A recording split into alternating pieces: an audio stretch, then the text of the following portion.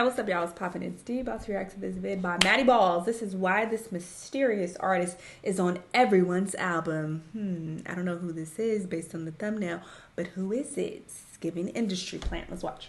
Tizo Touchdown. Have you heard that name? Maybe you've seen his iconic head of hair with nails interwoven throughout. Maybe you've seen this meme that originated from him. Or maybe you've seen him on social media posting these weird post-it notes. But most likely, you've heard Tizo's voice on Travis Scott's Utopia, Tyler the Creator's Call Me If You Get Lost, or Lil Run it Yachty's up! That's my Tizo shit! Touchdown has been everywhere lately. Even recently receiving a co-sign from Drake, leaving many people wondering where he came from and why all of these large artists have been securing that Tizo Touchdown feature. When he landed a feature on Call Me If You Get Lost in 2021, he only had 50,000 monthly listeners.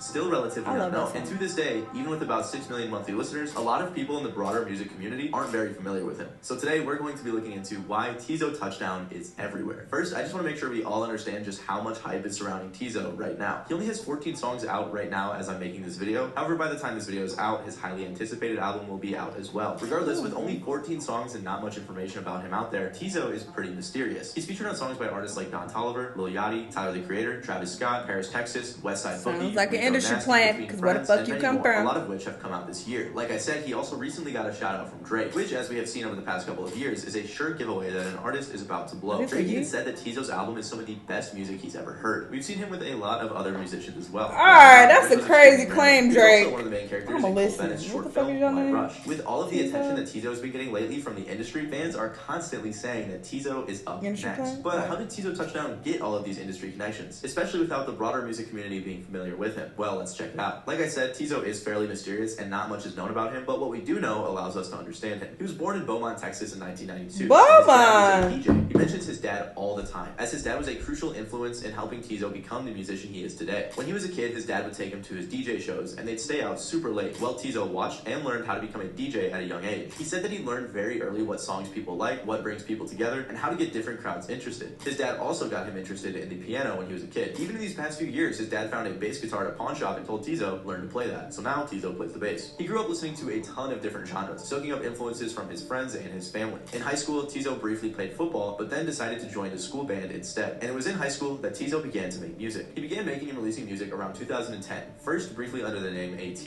and then he switched it to Tizo Suave. The music he made at the time wasn't terrible, but it's what you expect from a high schooler in 2011.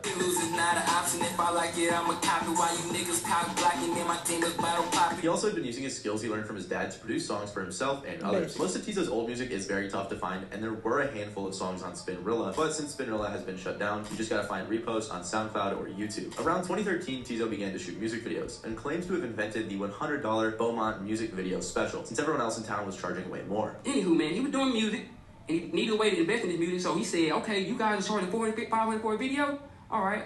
Slash the price, man. He invented the $100 video, man. Tizo had learned that since he wasn't rich, he had to become a jack of all trades. He was producing, shooting music videos, and writing his own songs. He actually got pretty well known locally for shooting videos, and would even shoot videos for artists in other cities. But videography was more of a side hustle for him, since after graduating high school in 2011, he had been working multiple customer service and retail jobs while trying to get his career off the ground. He continued doing this for a while, but things began to stagnate. Then in 2016, Tizo tragically lost his girlfriend. And as he said in his Zane Lowe interview, he used the numbness from that experience to focus on his music career. And this is when Tizo Touchdown was born. He started dressing differently, and he said he didn't care much of what others thought because he was still known from his loss. Tizo was grinding, shooting videos, experimenting with music, trying out new styles, and trying to make his dreams become a reality. He was putting out a lot of music and also began doing skits as bonus content, something he's very well known for nowadays. But then in 2018, Tizo Touchdown shot his last music video after his dad gave him an ultimatum. He said either get a real job or get up out the house. This year, Tizo actually put out 3 singles that all deal with his time in 2018 because that really seems like it was his make or break moment. You got 2 options. One, go work with him at the plant. I'm not trying to do that. Or 2, go down there, help one and holler at Mr. Egg, go, I guess, clean the store, whatever.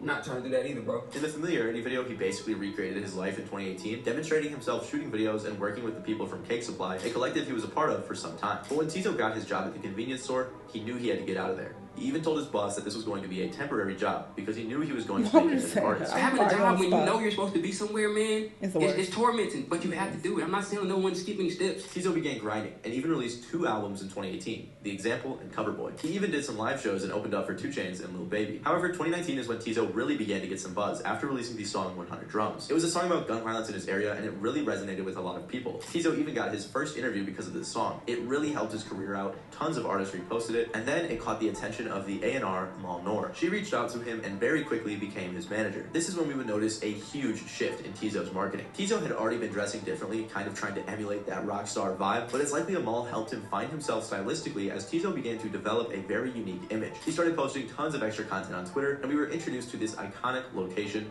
the garage. He performed multiple music videos here, altering the stage for the song, creating a very unique vibe. In late 2019, he posted a remix of The Box by Roddy Ricch, which helped him get a little more attention as well. Tizo also began putting the nails in his hair, an idea he got after finding nails laying around at his dad's house. These things became a staple in Tizo's image, helping him differentiate himself from other artists. His music began getting a lot of attention in the underground, helping him to develop a cult following. He put out a handful of singles throughout 2020 and 2021, and then he got featured on Tyler, the Creator's album, giving him a huge boost in popularity. Tyler also took Tizo on tour in 2022, which is great for attention. He was a little quiet in 2022, especially since he said he was focusing on fashion, but in 2023, Tizo Touchdown has been on a huge feature run. He's also been releasing a lot of his own singles as well. Two of his biggest features, though, were with Lil Yachty and Travis Scott, putting all of these curious eyes on Tizo. So sure, we understand his come up and how he started to get some traction, but why did Tyler, the Creator, decide to put this small artist on his album and bring him on tour? How did he get on Travis Scott's album? How did he get on Lil Yachty's album? Why is he friends with Madonna? Why is Tizo Touchdown everywhere? Well, after Tizo posted 100 drums, Trippie reposted it and reached out to Tizo. They eventually met in LA in a studio in 2019 and became close friends. Tizo can be seen as a cameo in Trippie's Murder music video shortly after Trippie reposted his song. A year later, he was featured in Trippie Redd's Montreality interview with the rest of the 1400-800 crew, and it seemed like they were all really good friends. This is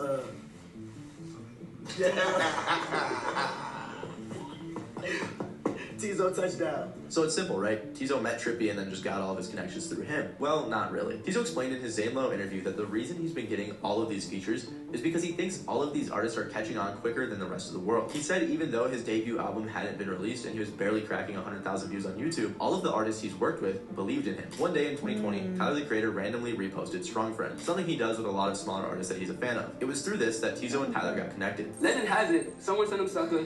LOL, look at this. He seen like the artistry in it, and reached out and basically just warned me what the fuck warned me like, yo, you doing your thing, only you can get in your way, and yeah, I'll see you later. And then later ended up being emo handyman shit. Tizo Touchdown was featured on Call Me If You Get Lost and opened for Tyler on his sounds tour very with different, Kelly Uchis and Vince Staples. Just from that one feature alone, he shot from 50,000 monthly listeners to about 3 million. Like I'm on my first tour right now because of Tyler, the Creator.